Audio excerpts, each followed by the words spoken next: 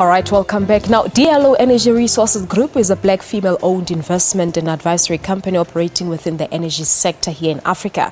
They will be hosting the first Africa Power Roundtable on the 1st and the 2nd of next month in Sandton here in Gauteng.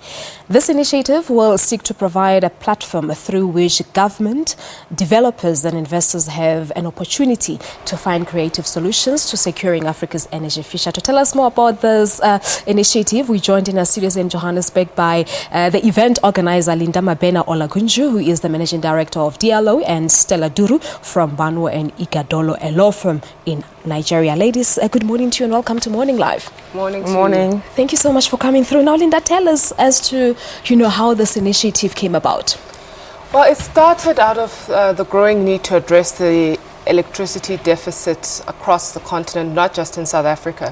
So initially the forum started as a South African focus forum when we were facing our own rolling blackouts 5 years ago. Then we realized that we were not the only ones on the continent facing this deficit, and we wanted to include the rest of the continent, hence the Africa Power Roundtable. With that initiative, we wanted to bring investors, regulators and developers in the room to try and figure ways of how we can start to make it accessible for investors to actually bring projects online across the continent. Yeah, but what are the problems still facing Africa, specifically or sub-Saharan Africa, because it's a problem. They don't have access to electricity. Well, if you look across the continent, if you look at the facts and figures from Power Africa, 2 out of 3 Africans have access to electricity in sub-Saharan Africa, and half of that is self-generated in most instances.